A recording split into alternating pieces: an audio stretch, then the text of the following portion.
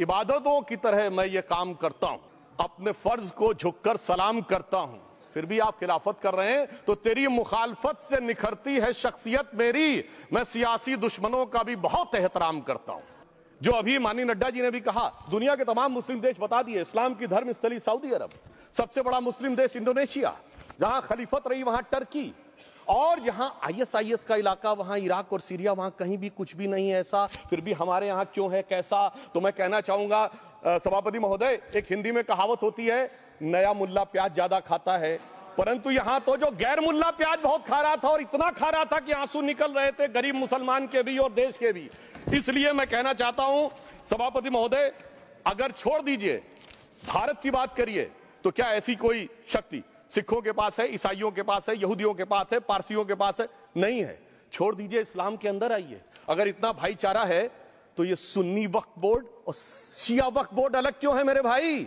जमीन पे एक दूसरे पे एतबार नहीं है, सिर्फ सियासत के लिए साथ में आने की बात है। ये भी जरा सोचने की बात है। कट्टरपंथी वोट के ठेकेदारों के मन की ठसक के बीच में हमारी सरकार ने उस कसक का साथ दिया है, जिसके लिए मैं मानता हूं गरीब और पसमंदा मुसलमान निश्चित रूप से उनका आभारी होगा। तेरी तमन्ना है पर हम खार न बोने देंगे, खार कांटों को कहते हैं। तेरी तमन्ना है पर हम खार न बोने देंगे, तुझे हम राह की दीवार न होने देंगे। तू सबको रौंद कर आगे जो निकलना चाहे, हम तेरी इतनी भी रफ्तार न होने देंगे। अगर हमें इस पे बात करनी है तो मुझे चार दृष्टि से बात करनी पड़ेगी। एक, इस बिल के तकनीकी प्रावधान, जिसपे बहुत सारे लोग बहुत कुछ बोल चुके हैं। दूसरा है वक्फ की अवधारणा, तीसरी है वक्फ की राजनीति, और चौथा है वक्फ की राजनीति के नाम पर होने वाली वह सांप्रदायिक बनाम सेकुलर की राजनीति। सबसे पहले हमारे नेता सदन माननीय नड्डा जी ने बताया कि किस विस्तार के साथ इस वक्फ कमेटी ने काम किया, किस शिद्दत के साथ हमारी सरकार ने काम किया। और चाहे वक्फ कमेटी के जेपीसी के चेयरमैन हमारे उस सदन के सदस्य जगदम्बिका पाल जी रहे हो, हमारे मंत्री जी रहे हो, सबने जिस शिद्दत से काम किया है, तो उनके लिए मैं माननीय प्रधानमंत्री जी अपनी सरकार की तरफ से कहना चाहता हूं कि उन्होंने एक इबादत के भाव से काम किया है। तो मैं कहना चाहता हूं, इबादतों की तरह मैं ये काम करता हूं, अपने फर्ज को झुककर सलाम करता हूं, फिर भी आप खिलाफत कर रहे हैं तो तेरी मुखालफत से निखरती है शख्सियत मेरी। मैं सियासी दुश्मनों का भी बहुत एहतराम करता हूं। तो इस एहतराम के साथ मैं अब आगे का बयान शुरू करता हूं, और मैं ये बताना चाहता हूं कि एक बड़ी सिंपल सी बात है। जो अभी माननीय नड्डा जी ने भी कहा, दुनिया के तमाम मुस्लिम देश बता दिए, इस्लाम की धर्म स्थली सऊदी अरब, सबसे बड़ा मुस्लिम देश इंडोनेशिया, जहां खलीफत रही वहां टर्की, और जहां आईएसआईएस का इलाका, वहां इराक और सीरिया, वहां कहीं भी कुछ भी नहीं है ऐसा, फिर भी हमारे यहां क्यों है कैसा। तो मैं कहना चाहूंगा सभापति महोदय, एक हिंदी में कहावत होती है, नया मुल्ला प्याज ज्यादा खाता है, परंतु यहां तो जो गैर मुल्ला प्याज बहुत खा रहा था, और इतना खा रहा था कि आंसू निकल रहे थे गरीब मुसलमान के भी और देश के भी। इसलिए मैं कहना चाहता हूं सभापति महोदय, अगर छोड़ दीजिए भारत की बात करिए, तो क्या ऐसी कोई शक्ति सिखों के पास है, ईसाइयों के पास है, यहूदियों के पास है, पारसियों के पास है? नहीं है। छोड़ दीजिए, इस्लाम के अंदर आइए। अगर इतना भाईचारा है तो ये सुन्नी वक्फ बोर्ड और शिया वक्फ बोर्ड अलग क्यों है मेरे भाई? जमीन पे एक दूसरे पे एतबार नहीं है, सिर्फ सियासत के लिए साथ में आने की बात है। ये भी जरा सोचने की बात है। और जो अकलियतों में भी अकलियत है, आगा खानी है, बाकी है, जो बोहरा है, उनकी तो कोई गिनती नहीं है। हमारी सरकार ने पहली बार मुस्लिम समाज के अंदर भी ईमानदारी से सबको समान प्रतिनिधित्व देते हुए एक नई सुबह के नए वक्फ का आगाज किया है। इसके लिए मैं सरकार को बधाई देना चाहता हूं। और सिर्फ ऐसा ही नहीं है, मुस्लिम समाज के अनेक लोग इस प्रकार के नियमों से बहुत प्रभावित हुए और बहुत प्रताड़ित हुए, जिसके अनेक उदाहरण बहुत लोगों ने बताए होंगे। मोहम्मडन एजुकेशन सोसाइटी कोल्हापुर का केस है, ईदगाह मैदान हुबली का केस है, जिसको सुप्रीम कोर्ट ने साफ साफ उसको हुबली धारवाड़ म्युनिसिपल कॉर्पोरेशन को वापस कर दिया। अनीसा अयासा वर्सेस तमिलनाडु वक्फ बोर्ड का केस है, तेलंगाना स्टेट वर्सेस मोहम्मद मुजफ्फर का केस है, हिमाचल प्रदेश वक्फ बोर्ड वर्सेस ख्वाजा खलीलुल्लाह का केस है, और सभापति महोदय ताजमहल पर भी दावा कर दिया गया। अब तो मैं पूछना चाहता हूं, और सुप्रीम कोर्ट ने अपने जजमेंट में कहा कि भाई शाहजहां के जमाने का लिखा फरमान लेके आइए, तब हम मानेंगे कि इस पे कोई दावा है या नहीं। आप सोचिए कि अगर ये वक्त का कानून इसी ढंग से चला होता तो क्या होता। अभी हमारे जॉन ब्रिटास जी और मनोज झा जी ने बहुत सारी बातें बोली थी। एक प्यास की बात बोली थी, उन्होंने उड़ीसा के ग्राहम स्टोन्स का जिक्र किया था, तो उसमें तो कांग्रेस की सरकार सीबीआई की इंक्वायरी नहीं कर पाई थी। मगर जब ताजमहल का उल्लेख आता है सभापति महोदय, तो एक प्यास मुझे याद आ जाती है। जब शाहजहां जेल में था और दूर से उस ताजमहल को देखता था और उसे सिर्फ एक सुराही पानी मिलता था और उसने औरंगजेब से कहा एक सुराही पानी और भिजवा दो, तो जानते उसने मना कर दिया। तो दुखी होकर शाहजहां ने फारसी में लिखा, ए पिसर तू अजब मुसलमानी, जे पिदरे जिंदा आप तरसानी, आफरीन हिंदुआन सदबार, जे देहंद पिदरावा मुर्दा देवम आप। मतलब तू कैसा मुसलमान है जो जिंदा बाप को पानी के लिए तरसा रहा है, तुझसे तो आफरीन 100 बार उन हिंदुओं को है जो पितृपक्ष में मरे हुए बाप को भी पानी देते हैं। और सभापति महोदय, मैं बताना चाहता हूं कि ये हमने ईमानदारी से मुस्लिम समाज के कल्याण के लिए बात की है, क्योंकि एक तरफ खड़ा हुआ है ईमानदार मुसलमान जो शराफत के साथ ईमान को गले से लगाए हुए हैं, और दूसरी तरफ कुछ चंद सरमाएदार हैं जो उस अमानत में खयानत करके शरारत के साथ उसके झंडा बरदार बनना चाहते हैं। तो ये मुकाबला किसके बीच में है? ये शराफत अली और शरारत खान के बीच में मुकाबला है। हमारी सरकार शराफत अली के साथ खड़ी है, हमारी गरीब मुस्लिम के साथ खड़ी है। ये गरीबों गुर्बत वाले गुर्बत अली और सरमाएदार वाले गाजी खान के बीच का इलाका है। मगर मैं कहना चाहता हूं महोदय, एक बात मैं बहुत स्पष्ट रूप से कहना चाहूंगा, इन जरूरतमंद मुसलमानों की लड़ाई के लिए मैं कह सकता हूं कि ये गरीब मुसलमानों के दिल की कसक और कट्टरपंथी वोट के ठेकेदारों के मन की ठसक के बीच में हमारी सरकार ने उस कसक का साथ दिया है, जिसके लिए मैं मानता हूं गरीब और पसमानदा मुसलमान निश्चित रूप से उनका आभारी होगा। हाँ, मगर जब इसकी बात आती तो भी माननीय खड़गे जी भी बोल रहे थे, माननीय संजय सिंह जी भी बोल रहे थे, मनोज झा जी भी बोल रहे थे कि साहब आपके यहाँ वो कितने पुजारी हैं और कितने किस वर्ग के पुजारी हैं। तो मैं उनको बताना चाहता हूं, केवल अकेले जूना अखाड़े ने पिछले साल 71 SC ST लोगों को महामंडलेश्वर बनाया। अरे आपको हमारे सदन में बैठे हुए बाल योगी उमेश नाथ जी नहीं दिखते? वैसे तो कहा जाता है जात ना पूछो साधु की, मगर मैं बताना चाहता हूं विश्व हिंदू परिषद के 50,000 से अधिक पुजारी ट्राइबल्स में जो शेड्यूल कास्ट है जो काम कर रहे हैं। मगर मैं हद अदब से पूछना चाहता हूं, बताइए मुल्ला मौलवी मुफ्ती मुकर्रम बारी हाफिज में से कितने पसमंदा हैं? उसमें कितने जुलाहा अंसारी घोसी बताइए मिरासी कितने हैं? बाकी छोड़िए, पसंदला बोर्ड में है क्या? अरे वक्फ बोर्ड में है क्या? इसीलिए मैं कहता हूं खुद मियां फजीहत दूसरों को नसीहत। अगर ईमानदारी से बात करनी है तो उस पर आगे। मगर मैं एक बात और कहना चाहूंगा कि हमारी जो सरकार ने नाम दिया है इसको उम्मीद नाम दिया है, और ये उम्मीद है किसके लिए? उस ईमानदार मुसलमान के लिए और देश के हर खासो आम के लिए ये उम्मीद है। मगर सभापति महोदय, कुछ लोग वो हैं जो उम्मा का ख्वाब पाले हुए थे। उम्मा शायद हमारे बहुत से लोग समझते हो ना समझते हो, पूरी एक एंटायर जो इस्लामिक खलीफत और राज होता है उसको उम्मा कहते हैं। उम्मीद वालों को तो उम्मीद की नई रोशनी दिख रही है, उम्मा वालों की उम्मीद पे पानी फिर रहा है। तो ये उम्मीद और उम्मा के बीच का भी मामला है। परंतु मैं ये भी कहना चाहूंगा सभापति महोदय, इसके बाद सिर्फ ऐसा ही नहीं था। प्रॉपर्टीज के ऊपर, तमाम सरकारी प्रॉपर्टीज पे जिसपे बहुत डिटेल में हमारे साथी लोग गए, मैं डिटेल में नहीं जाना चाहता। भोपाल का विषय है, हैदराबाद का विषय है, मुंबई का है, लखनऊ का है, पटना का है, बहुत प्रकार से है। माननीय लालू प्रसाद यादव जी का विषय जब बताया गया था तो बहुत ज्यादा हमारे मनोज झा जी बोल रहे थे, तो अब मैं उसके डिटेल में नहीं जाना चाहता हूं। सबने वो वीडियो देखा है। बस एक लाइन में उनके लिए कहना चाहूंगा, वो कुछ भी बोल रहे हैं, जिसे कहते हैं बिगड़ी बात बने नहीं, लाख करो किनकोए, रहीमन बिगड़े दूध को मथे न माखन होए। अब जो बोलना था वो बोल चुके, सबके सामने वो आ चुका। अब एक बात और है, दूसरे धर्म स्थलों के बारे में विषय आता है, तो मैं याद दिलाना चाहता हूं केरला के कैथोलिक चर्च ने 31 मार्च 2025 को जो लिखा, सिर्फ उसकी लास्ट की 2 लाइन बोलना चाहता हूं। We request the central government to get the amendment bill passed as early as possible so that the tears of thousands of suffering people in the place like Munambam can be wiped out only by a legal amendment that can provide a permanent solution to their suffering. We urge all the MPs from opposition party to support the bill so that the historic legislation can become unanimous. मगर सभापति महोदय, ये अल्पसंख्यकों की बात करने वाले जब अल्पसंख्यक की बात आती तराजू पे तोलते हैं, किसका वेट ज्यादा है, किसकी धमक ज्यादा है, किसकी खनक ज्यादा है, फिर तय करते हैं कि माइनॉरिटी के साथ आना है, किस माइनॉरिटी के साथ नहीं आना है। और मैं एक और बात कहना चाहता हूं, तमिलनाडु के तिरुचेरी मंदिर की बात आई, यमुनानगर में गुरुद्वारे की बात आई, केरल में क्रिश्चियन कम्युनिटी की जमीन की बात आई। बहुत सारे लोग प्लेसेस ऑफ वर्शिप के एक्ट की बात करते हैं, तो as per places of worship act Tamil Nadu का मंदिर का तो स्टेटस नहीं चेंज हो सकता, भाई 15 अगस्त 47 के बाद किसी प्लेस ऑफ वर्शिप का स्टेटस नहीं चेंज हो सकता, तो वक्फ बोर्ड को क्लेम फॉरफिट कर देना चाहिए, because it is in contrast to the places of worship act. परंतु अब सुनिए, यही गुरुद्वारे के बारे में भी होना चाहिए। मगर सभापति महोदय, चाहे वक्फ बोर्ड का एक्ट हो, चाहे प्लेसेस ऑफ वर्शिप एक्ट हो, एक ही को फायदा होना है, जिसे कहावत में कहते हैं खरबूजा छुरी पर गिरे या छुरी खरबूजे पे गिरे, आखिर में कटना भगवे रंग के खरबूजे को ही होता है। अब मैं यह भी बताना चाहता हूं कि इन संपत्तियों के द्वारा जो कुछ हुआ, उन्होंने इतनी चीजों को लिया है, इतनी चीजों को लिया है। एक पुराना उर्दू का शेर है कि मिटे नामियों के निशान कैसे कैसे, और ये जमीन खा गई आसमां कैसे कैसे।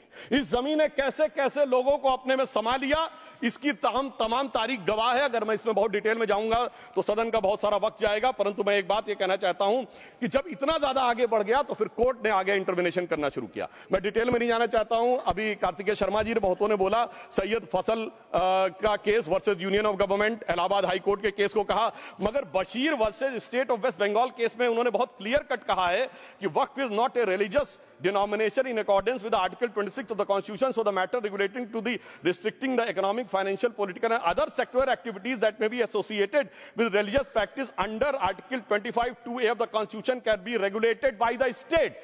तो मुझे लगता है अब इसके बाद कोई किंतु परंतु का स्कोप नहीं रह जाना चाहिए।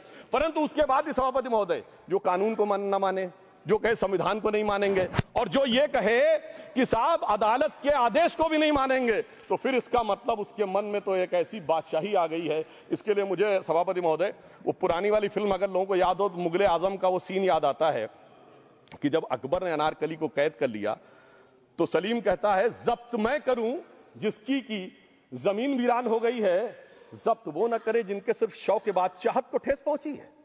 ये जिल्ले इलाही की बादशाही नहीं बल्कि खुदाई है।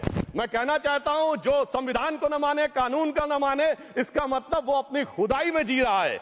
तो ये वो लोग हैं। और वैसे मैं सभापति महोदय, खुदाई से आजकल बहुत से लोगों को डर लगता है, क्योंकि जहां जहां खुदा है वहां वहां भगवान है, जहां जहां खुदा है वहां वहां भगवान है। बाकी आप सब बहुत बुद्धिमान हैं।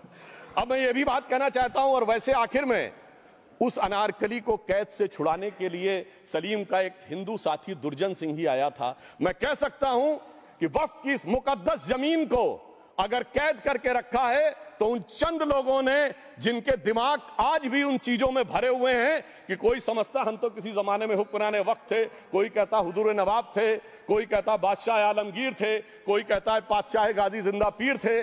तो नदीमुल हक साहब ने जो बोला था ना, किसी के बाप का हिंदुस्तान थोड़ी है, बिल्कुल मैं कहना चाहता हूं जिन्होंने इस देश के लिए खून बहाया उनके बाप का हिंदुस्तान है, उस गरीब मुस्लिम कारीगर के बाप का हिंदुस्तान है। पर जो ये कहते हैं कि आगरे का लाल किला किसके बाप ने बनवाया, आगरे का किला किसके बाप ने बनवाया, दिल्ली का किला किसके बाप ने बनवाया, हैदराबाद का चार मीनार किसके बाप ने बनवाया, उसके बाप का यह हिंदुस्तान नहीं है। और उसके बाद भी जो आप करना चाहते हैं, अगर इस रास्ते में आप कांटे बिछाना चाहते हैं, तो उनके लिए एक लाइन कहना चाहता हूं सभापति महोदय, तेरी तमन्ना है पर हम खार न बोने देंगे, खार कांटों को कहते हैं, तेरी तमन्ना है पर हम खार न बोने देंगे, तुझे हम राह की दीवार न होने देंगे, तू सबको रौंद कर आगे जो निकलना चाहे हम तेरी इतनी भी रफ्तार न होने देंगे। और इसीलिए हमारी सरकार ने इस विषय के ऊपर एक सही और सटीक प्रयोग करने का प्रयास किया है। मैं दूसरी बात यह भी बताना चाहता हूं, हमारे डीएमके के तिरुचि शिवाजी ने अनायास अकारण यह बात बोली थी कि उस समय जब जिन्ना का उल्लेख करते हुए उन्होंने कहा कि पार्टीशन के समय, तो मैं उनके सुलभ संज्ञान के लिए बता देता हूं, 1946 की कॉन्स्टिट्यूएंट असेंबली में मद्रास प्रेसिडेंसी में 30 आउट ऑफ 30 सीट जो थी वो मुस्लिम लीग ने जीती थी विद 95% ऑफ वोट्स, और एक भी मुस्लिम वहां के बाद बाहर नहीं गया। इसलिए मैं ईमानदारी से कहना चाहता हूं, फैक्ट को समझिए। और जो मद्रास प्रेसिडेंसी के मुस्लिम लीग के अध्यक्ष थे और पीजे पोकर साहब बहादुर और मोहम्मद इस्माइल, वही बाद में इंडियन यूनियन मुस्लिम लीग के अध्यक्ष बने, और उन्होंने 28 अगस्त 1947 को सेपरेट इलेक्टोरेट मांगे। जो कोई जाके कॉन्स्टिट्यूएंट असेंबली की डिबेट में पार्लियामेंट किया, आप वेबसाइट पे पेज नंबर 270 पे जाके पढ़ लीजिएगा, सरदार पटेल ने बड़े गुस्से में इस बात को कहा, अब जो हो गया सो हो गया, एक रात में दिल नहीं बदल गया, मगर अब देश के लिए कैसे आगे बढ़ना है उसके लिए ईमानदारी से आगे आओ। और खैर मैं अंबेडकर जी और पटेल जी के बहुत सारे वो कोट कर सकता हूं, सारी बातों को छोड़िए, मगर अफसोस की बात यह है सर कि अभी मनोज झा जी ने बोला था हम में से कोई शक है, कोई हूण है और ये करिए। अरे भैया जमाने चले गए, अब जेनेटिक सीक्वेंसिंग का जमाना आ गया है, और जेनेटिक सीक्वेंसिंग ने क्या प्रूव किया है? दुनिया के सबसे बड़े मुस्लिम देश इंडोनेशिया के राष्ट्रपति आए थे और राष्ट्रपति भवन में उन्होंने डिनर के दौरान कहा कि few weeks back I got my genetic sequencing done and I was told that I am an Indian DNA. अरे साहब, कहां गुलामी की मानसिकता में पड़े हुए हैं सभापति महोदय? और यहां गुलामी की मानसिकता इस कदर पैबस्त है लोगों के दिमागों में। किसी सदन के एक सदस्य यहां विराजमान है, वो उस समय महाराणा सांगा का उल्लेख कर दिए। मैं ईमानदारी से कहता हूं, एक भी इंडियन सोर्स में इसका उल्लेख नहीं है, सारे के सारे फॉरेनर्स और लुटेरों के सोर्स में उल्लेख है। इसीलिए मैं कहता हूं, ये गुलामी के जिन्होंने गुलाम बनाया उनके सोर्सेस पे यकीन ना करिए। और वैसे थोड़ा सा आउट ऑफ कॉन्टेक्स्ट हो तो ये भी बोल दूं, हमारे सदन के बहुत सदस्यों को नहीं पता होगा, अलेक्जेंडर के आक्रमण का किसी भारतीय सोर्स में कोई उल्लेख नहीं है, पोरस नाम के किसी राजा का उल्लेख नहीं है, सिर्फ और सिर्फ ग्रीक में है। इसलिए गुलामी की मानसिकता से बाहर निकलिए, तब इन चीजों को आप सही ढंग से समझने में सफल होंगे। मेरा अब यह भी अनुरोध अपने सदस्यों के साथ है। वक्त की अवधारणा के बारे में बहुत कुछ बोला जा चुका है कि ये ओरिजिनली कहां से आया, पर मैं इतना कहना चाहूंगा, सबसे पहले वक्त का उल्लेख आता है जब ससनिड एम्पायर को खलीफा उमर ने कैप्चर किया, तो आज का जो सदन इराक है उसके इलाके को उन्होंने वक्फ डिक्लेयर किया, और वो स्टेट के द्वारा कंट्रोल होता था। स्टेट के बारे में माननीय नड्डा जी ने अभी बताया कि बड़े बड़े देशों में किस ढंग से होता था। सर सैयद अहमद खान ने भी वक्फ को मूल इस्लाम का हिस्सा न मानते हुए इसके लिए मुजार शब्द कहा है, जो शरिया के अंतर्गत आता है, और इसी के लिए उन्होंने फतवा आलमगीरी को भी कोट किया था। और इसीलिए 1894 की जो प्रिवी काउंसिल का जजमेंट जो आया था, वो वक्फ अल औलाद के खिलाफ आया था। मगर सभापति महोदय, 1906 में कलकत्ता कांग्रेस अधिवेशन में कांग्रेस ने प्रस्ताव पारित किया कि प्रिवी काउंसिल के जजमेंट में कुछ गलती है, इसे बदलना चाहिए।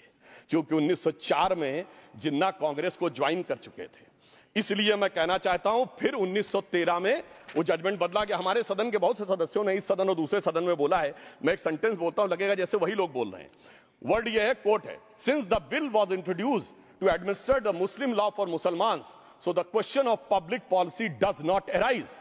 लगता है जैसे हमारे कोई सदस्य बोल रहा हूं। सर, ये मोहम्मद अली जिन्ना ने अप्रैल 1913 में ही used this word while moving the report of the select committee to the imperial legislative council. Sir, 1913 से 2013 तक भाषा ही नहीं बदली, और आज भी भाषा नहीं बदल रही है। हमें ईमानदारी से, और उस समय यूपी और बंगाल ने उसका विरोध किया था। आज यूपी और बंगाल के लोग किस तरीके से साथ में है वो पूरी तरीके से दिखाई पड़ता है। इसलिए हम ये कहना चाहते हैं, हाँ, एक प्रश्न बहुत उठाया जाता है कि केवल मुस्लिम ही वक्फ को क्यों दान दे सकता, ऐसा वक्फ बोर्ड में क्यों संशोधन किया गया।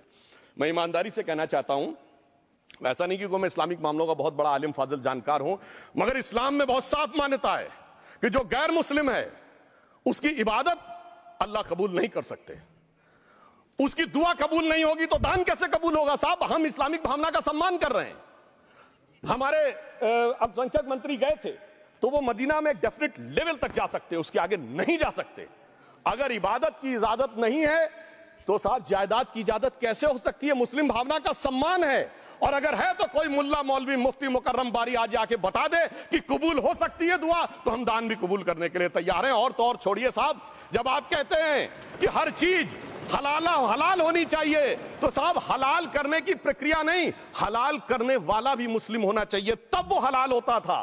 तो मैं पूछना चाहता हूं साहब, काटने के लिए तो हलाल होने के लिए मुस्लिम जरूरी है, और बांटने के लिए बगैर मुस्लिम के भी हलाल होगा, ऐसा तो नहीं हो सकता। तो जो हमारी सरकार ने किया है वो मुस्लिम भावना के सम्मान के लिए किया है। और जहां तक मैं कहना चाहूंगा, हिंदू समाज के बारे में बात करते हैं, हमारे यहां कोई प्रॉब्लम नहीं है। हमारे यहां कोई ऐसा नहीं कि हज पे कोई गैर मुस्लिम नहीं जा सकता। हमारे देखिए कुंभ में 50 लाख विदेशी आए थे, और किसी से नहीं कहा या कन्वर्ट हो जाओ। इसलिए मैं कहना चाहता हूं, हिंदुइज्म की धारणा और बाकी धारणा का जो तुलना करने का प्रयास करते हैं वो बहुत उचित नहीं है। मगर सभापति महोदय, इस वक्त ने कई अद्भुत नजारे दिखाए। इस्लाम में जो काफिर से ज्यादा मुशरिक और शिर्क को बुरा माना गया, नहीं जो भगवान को माने ही नहीं। यहां देखिए वो लेफ्ट के लोग जो कहते धर्म एक अफीम है, वो आज खुदाई खिदमतगार बन के खड़े हो गए। सोचिए कैसा बदलाव आया है। और सर, मुझे एक और चीज नजर आती है। एक पुराना गीत था, वक्त ने किया क्या हसी सितम। तो आज मैं कहना चाहूंगा, वक्त ने किया क्या हसी सितम कि मुस्लिम लीग और शिवसेना मिलके हो गए हम। और मैं कहना चाहता हूं, ये मुस्लिम लीग वो है जिसने सेपरेट इलेक्टोरेट की मांग की थी, और इस शिवसेना के उबाटा के हमारे इस सदन के एक सदस्य हैं। और सर, हमारे साथ मुरली जी बैठे हैं, मुरली देवड़ा जी ने मुझे याद दिलाया, उन्होंने, मिलिंद देवड़ा जी ने याद दिलाया, उन्होंने कहा एक जमाने में उन्होंने कहा था मुस्लिमों की नागरिकता छीन लेनी चाहिए। इसीलिए मैं कह रहा हूं वक्फ ने किया क्या हंसी सितम, ये दोनों मिलके हो गए हम। और सर मैं इसके बाद एक टेक्निकल बात करना चाहता हूं। जब इन्होंने टाइम ड्यूरेशन हटा दिया था और बैक में पीछे जा सकते थे, तो मैं पूछना चाहता हूं सर कि जब ब्रिटिश हुकूमत आई तो उसने तो मुगलों सारी हुकूमत ले ली थी, तो उनका मालिकाना हक कैसे हुआ? सर 1707 के बाद तो इस्लामी हुकूमत दिल्ली से खत्म हो गई थी। एक आखिरी मुगल बादशाह शाह आलम के लिए तो बोला जाता था सल्तनत शाह आलम दे लाल किले ते पालम, यानी आज का IGI एयरपोर्ट। तो साहब उसके बाद ये गुजरात के सूरत से लेकर लखनऊ तक उनका मालिकाना हक निकलने कहां से लगा? अरे भाई जब दिल्ली को कैप्चर किया था अंग्रेजों ने तो सारी जमीन अंग्रेजों की थी। तो जब मैं अपने कांग्रेस के मित्रों से पूछना चाहता हूं, ये जब गवर्नमेंट ऑफ इंडिया एक्ट में पावर डीड ट्रांसफर की थी तो पढ़े नहीं थे क्या, या खोखले कागज पर साइन कर लिए थे, या कागज सही था आप खोखला करने की बात है? मैं पूछना चाहता हूं जब 250 साल तक वो हुकूमत ही नहीं रही तो उस हुकूमत के फरमान की लेजिटिमेसी कैसे हो सकती है? ये मैं कानून विदों के लिए भी एक फूड फॉर थॉट रखने की बात करता हूं। और दूसरी बात मैं कहना चाहता हूं, ये किन हुकूमतों की बात कर रहे हैं सभापति महोदय? अगर सूरत नगर निगम पे दावा है मुगल के जमाने का और तमिलनाडु के मंदिर पर अरकाट के नवाब का, सभापति महोदय ये वो हुकूमतें थी जो जजिया लगाती थी, ये वो हुकूमतें थी जो जिम्मी का कॉन्सेप्ट रखती थी, ये वो हुकूमतें थी जो गाजी की बात करती थी। क्या भारत के संविधान में उन हुकूमतों के फरमान को सही मान्यता देना सही है? बिल्कुल गलत है। मैं कहता हूं बाबा साहब अंबेडकर के संविधान में यदि आप ऐसी हुकूमतों के फरमान को रखने की कोशिश करते हैं तो this is fraud on constitution. और हमारी सरकार ने अगर बैकडेट से वो बंद किया है तो उस फ्रॉड को रोकने की पूरी व्यवस्था की है। और यहां पर मैं ये भी कहना चाहता हूं सभापति महोदय, जमींदारी उन्मूलन 1948 में हो गया, मगर ये बाद में जमींदार कैसे क्रिएट हो गए? हमने बचपन में विनोबा भावे, हम लोग के जन्म से बहुत पहले की बात है, विनोबा भावे जी के भूदान आंदोलन की बात सुनी थी, जिसमें जमींदारों से पैसा लेके जमीन लेके गरीबों को दी जाती थी। पर सभापति महोदय कभी आपने सुना कि गरीबों की जमीन जमींदारों को मिल जाए? वो 2013 के बोर्ड ने वो व्यवस्था कर रखी थी, यानी वो भूदान आंदोलन था गांधी जी के शिष्य विनोबा जी का, तो आज के गांधियों के नेतृत्व में भू हड़प आंदोलन शुरू हो गया। अगर वो भूदान आंदोलन था तो ये भू हड़प आंदोलन था। इसलिए मैं एक और बात भी कहना चाहूंगा सभापति महोदय कि जिन हुकूमतों के फरमान की बात की जाती है, एक और फैक्ट है, इसको कोई अन्यथा ना ले, जितने मुस्लिम बादशाह अलाउद्दीन खिलजी के बाद उन्होंने बगदाद की खलीफा का खुतबा पढ़ा है, that is a foreign rule, it's on record. कैसे उसको भारत सरकार मान्यता दे सकती है? इसलिए मैं कहना चाहता हूं जरा सा गौर से देखेंगे तो हकीकत आपके सामने आ जाएगी। और क्या कभी किसी ने कल्पना की, किसी क्रिश्चियन ने तो नहीं कहा कि इंडिया गेट हमारा है, गेटवे ऑफ इंडिया हमारा है, और चर्च नहीं सही फिर भी चर्च गेट हमारा है? तो फिर यह केवल किसी एक के दिमाग में क्यों आती है? हमने जो इवैक्यू एक्ट के तहत दे दिया था पाकिस्तान के गए लोगों को, क्या हमारे जो सिख और हिंदू भाई आए थे उनकी जमीनें मिली? अरे महाराजा रणजीत सिंह की राजधानी लाहौर थी और काबुल तक था राज, तो क्या उन्होंने जमीनें नहीं दान दी होगी गुरुद्वारे और मंदिरों को? वो मिली। अरे वो तो छोड़िए, ननकाना साहब और करतारपुर साहब तक नहीं मिला था। इससे दिखाई पड़ता है कि कितनी एक तरफा हम लोगों ने कोई निगोशिएट ही नहीं किया और उसे करने की बात कही थी। इसलिए मैं कह सकता हूं सर कि अब हमारी सरकार ने जो संशोधन किए हैं, अब यह मजहबी हुकूमत के फरमान से नहीं बाबा साहब अंबेडकर के संविधान से चलने वाला है।